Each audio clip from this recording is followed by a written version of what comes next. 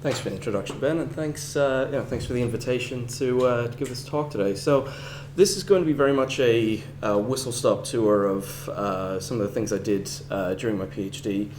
As Ben said. So, we'll start with a general overview of DLC coatings. I'm sure that they're fairly familiar to a lot of you, but we'll just talk about some fundamentals there, so we're all on the same page. Talk a bit about coating deposition, the DLC coating design for the specific specific three types of coatings that I've got, different doped variants. Talk about their mechanical properties, and then some insights on nano scratch work, impact, specifically micro and nano impact, and relating that to erosion resistance.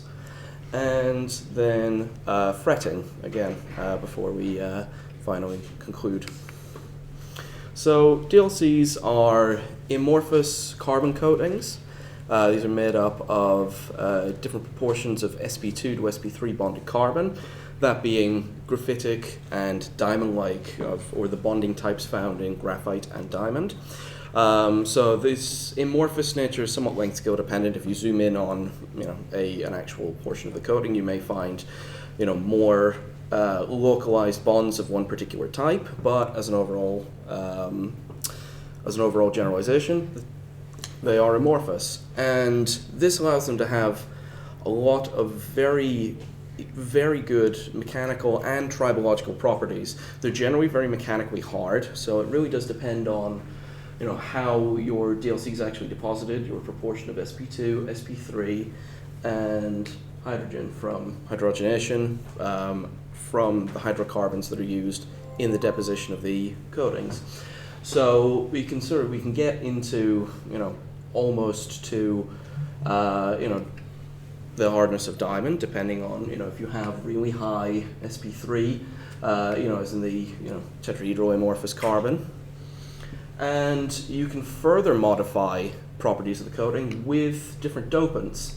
So we're going to be focusing on undoped but hydrogenated carbon, as well as silicon and tungsten doped carbon in a little bit. But we can dope with both metals for things like modifying internal stress or adhesion, and as well, quite a lot of these can also be used for the interlayers for the DLCs in order to ensure that we're dealing with the residual stresses that those coatings have, and then we can also modify things like surface energy with fluorine.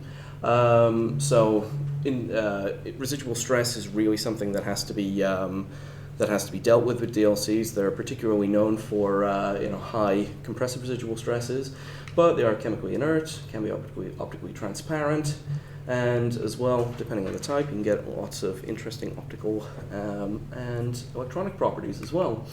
So, in terms of depositions, these were all created at the University of Leeds with the Hauser Flexicoat 850 system. It's a combined PVD and PECVD system.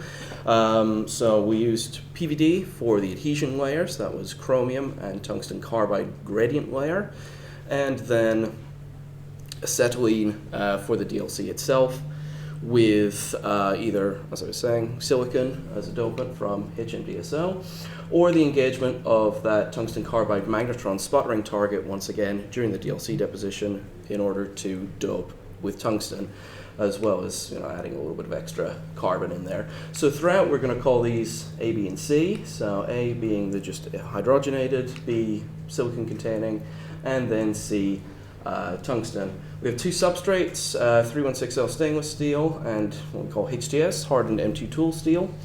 And then we had these deposition steps here, pretty standard for DLCs. Chamber heating, target cleaning, or then plasma surface etching in order to roughen the samples slightly before you actually begin deposition for the interlayers, and then the actual main deposition for the DLCs itself. Okay. In terms of our coating structures, this is what we get. So we have here fib, electron micrograph, and then EDS here in order to show the different layers. We've got our substrate, chromium layer, that gradient layer, and then the DLC here as well.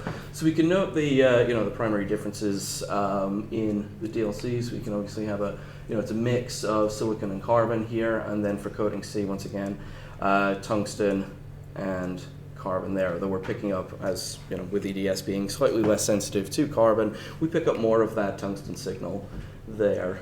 And these are all on the M2 tool steel. Okay. In terms of our thicknesses, we do get some slight differences between the substrates, with the hardened M2 tool steel generally being a little thicker, about 2.2, 2.7. Generally, the deposition rate for our coating C is a little less. I think the engagement of that tungsten carbide magnetron sputtering target tungsten being such a large ion in there is really affecting the actual deposition dynamics of the coating, but that's just a sort of suggestion for why that is the case. That would require a whole lot more study in order to fully determine that. So we'll just pick out some key or sort of highlights from the mechanical properties here. So again, using the nano test, these were all determined with partial load unload indentation. So we are using 10 indent sites total, 40 steps per indent, 0 to 500 millinewtons. And then what we're doing is then using basically the plateau region for the hardness, that is basically taken as our average hardness. And then, as Ben talked about yesterday for the elastic modulus, the extrapolation to zero depth in order to determine what our elastic modulus is. Okay, so in terms of key things, so generally we have coating A being the hardest here, sitting around 20, 22 GPa there, and then B being generally next, although it's a teeny bit soft, it's a little bit softer here, about 18, about 13 there, and then C generally being our softest. And then once again we have our H over E ratios again, which follow the same the same trend generally, and as well something to pick out is the elastic modulus. The elastic modulus for our coating C is far higher. The added metallic dopant in there really increases that elastic modulus a good bit more, which in this case results in a markedly lower H over E. Moving on. So now let's the first of our stops on our little tour around the nanomechanics of DLC, looking at nanoscratch. So again, don't need to go into too much detail here for the how we do nanoscratch technique. Again, 3-pass topography, scratch topography. So we can just see here uncorrected, the uncorrected scan here, and then once the corrections are applied, so we can sort of see this onward depth. We have cracking here, indication of a critical load failure. We can sort of see our yield point here, really, where we begin to get this inflection before more severe cracking there. In terms of coefficient of friction, we can see under scratch, these coatings differentiate themselves quite nicely. So again, you can kind of track this by H over E ratio. If we think about this in terms of our interfacial / adhesion component and plowing, so as H over E would basically relate to how much of a plowing component we would have. As H over E increases, plowing component is going to be lower. So we can kind of, in a very basic sense, kind of pull out that, okay, we would expect coating A to have a much lower coefficient of friction response, as we can see here. But of course we can note these basically peaks or severe sort of peaks in the coefficient of friction track relating to that cracking during the test. We see some of those in B, but C, highest friction here, but also a much more ductile response rather than that brittle response for coating A. And then we can see those averages there again. Some differences in the roughness, where we had a rougher prepared substrate. Generally we see this coefficient of friction being slightly higher as well. In terms of critical loads then, we have quite an interesting thing here in terms of comparing the coatings that's deposited on the stainless steel versus the hardened tool steel. We can see our yield load for all of them, that is decreasing generally as a trend as we go from A to B to C so it's yielding at a lower load. And then we have our this CPRS, or scratch crack propagation resistance, which is essentially the first critical load times by the difference between critical load 2 minus critical load 1. So that basically gives us a resistance to cracking under scratch techniques. This is we found that quite a useful metric in order to basically say, okay, how quickly will these coatings begin to crack relative to their critical load points. And we can see generally our highest critical loads are for A. Again, as with C, it yields, though it yields at a lower load, it doesn't fully crack or have that complete failure until a slightly higher load. B generally, as one of the poorest performances under scratch resistance. Interestingly, what we can actually see is we'll get critical load 1 out of all of our coatings. C, we can get both on the HTS, but critical load 2, we are unable to achieve the stress required in order to get that second critical load failure. And this is very much down to the increased load support of that hardened tool steel. So that's a big differentiator between, again, the same coatings very much, though there is some thickness differences, as we noted, between stainless steel and HTS. So, that's really, when you're designing your coating system, choose your substrate carefully. Okay, so with those yield points, what we can then do is to calculate our maximum contact pressure. So with the contact, we can find the depth at that yield point. We can find the contact depth and residual depth from the final scan, along with the contact radius of the indenter. We can then find our yield stress. So quite interestingly, again, this is pulling out very much the same kind of trends as we just explored, with a much higher yield required in general for the HTS versus the stainless steel. And again, this lovely trend here of a nice smoothly prepared coating A versus a rough one, with, again, as we would expect, a bit more variance depending upon the local surface roughness conditions. And then this comes down again for coating C. So harder coatings, we require a higher pressure in order to have them yield naturally, as we would expect. But somewhat interestingly, we can then use that further to explore the resistance to wear, propagation of stress for a whole coating system. So instead of just looking at H over E, where we very carefully planned our, determined from indentation, where we very carefully planned our indents in order to only measure the hardness of the coating, with scratch, at least progressive load scratch, we're increasing the load. We're propagating that that stress throughout the coating system. So what we can then do is look at, instead of H over E, have a Y over E characteristic. So you can look at the essentially the resistance to deformation throughout the whole coating system, including the substrate.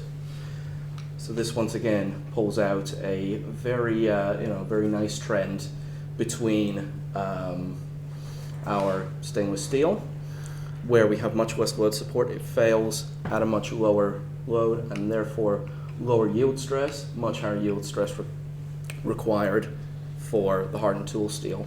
And then again, we can also do a kind of pretty interesting thing to feed into further models of this. We can look at the ratio of hardness to yield, and then that can feed into things like the SEO or SIO software then, as this is a constraint factor essentially.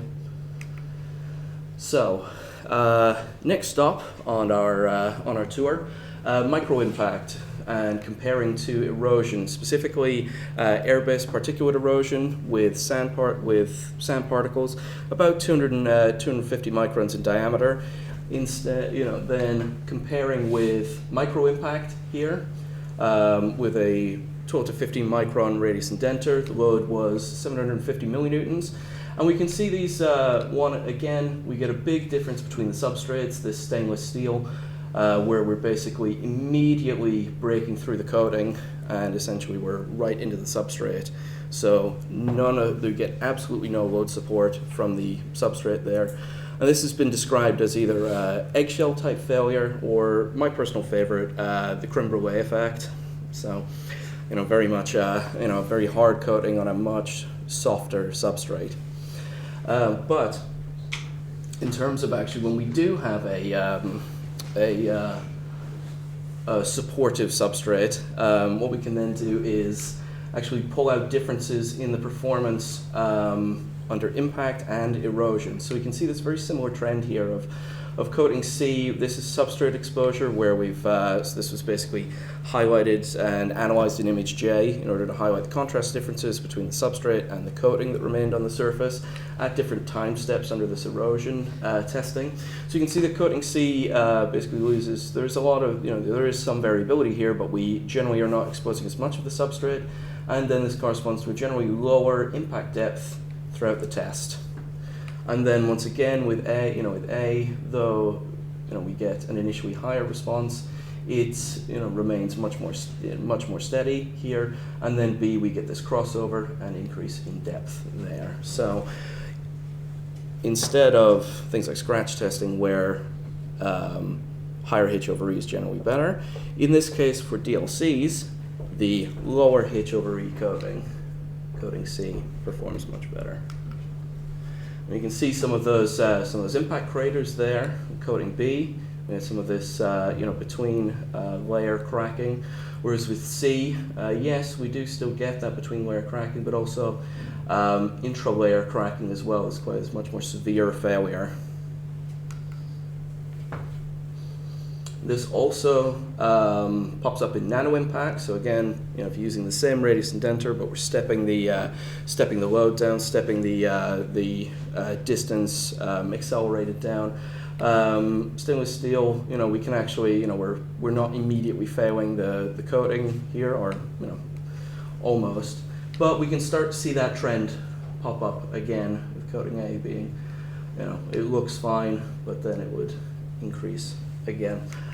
And now, final part of our tour, fretting. So this is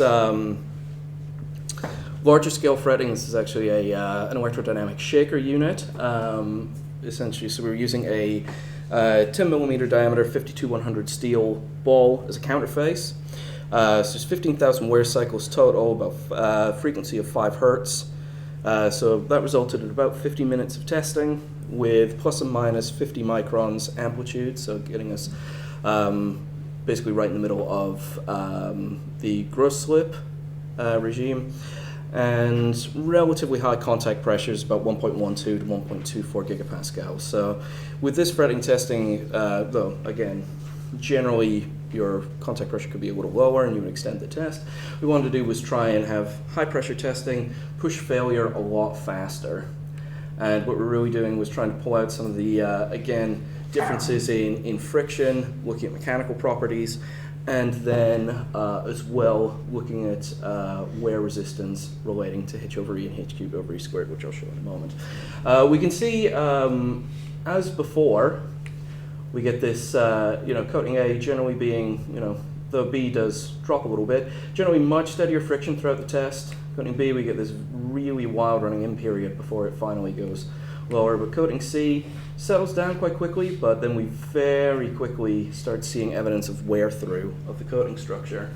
And you can see some of those average COF differences there, A being a little bit lower, B a little bit higher, but as we can see from sitting up almost at 0.4 down to about 0.15, much more variance there. And then looking at cumulative dissipated energy, so effectively integrating our fretting logs all the way through the test, we can get our total cumulative dissipated energy related to wear volumes. This was measured with an Alicona. We can then pull out a weak positive trend between wear volume and dissipated energy. there. So, it's not dissipated energy you get directly from your fretting logs. It's not the best metric to use, but we do have a weak positive correlation there. But much more strongly we can see wear volume negatively correlate with both H over E and H cubed over E squared. So we get that the Pearson's R for both of those is 0.97 and 0.99 respectively, so very good correlation. But if we look back for this one, it's about 0.63, so not great there. In terms of just looking at some of those wear scars, obviously we did see the 3D, but we can see really severe wear in that uncoated region and a lot of debris shifted to the side. Much smaller debris here for coating A. Okay. For B, you can see this nice, our sort of central, kind of almost like false Bernelling region there. But again, a lot of particulates generated and moved out of the fretting wear scar. And then for C, we can start to see that evidence of coating wear through. Okay. So, and in summary, looking at our scratch testing, coating C generally yields at much lower loads, much more ductile type failure as compared to the brittle failures of A and B. We can sort of see these trends of coefficient of friction under nanoscratch and also fretting relating somewhat to H over E ratio. Our substrate mechanical properties are key to coating performance, which we can pull out very much from our nanoscratch and our impact testing. And you can also use that impact testing to relate to erosion resistance. This work was carried out before the randomized impact was invented, so it'd be really interesting actually to repeat some of that and look at some of the randomized impact as compared to our single location impact. Okay, under gross slip fretting conditions, coatings perform according to their H over E and H cubed over E squared ratios.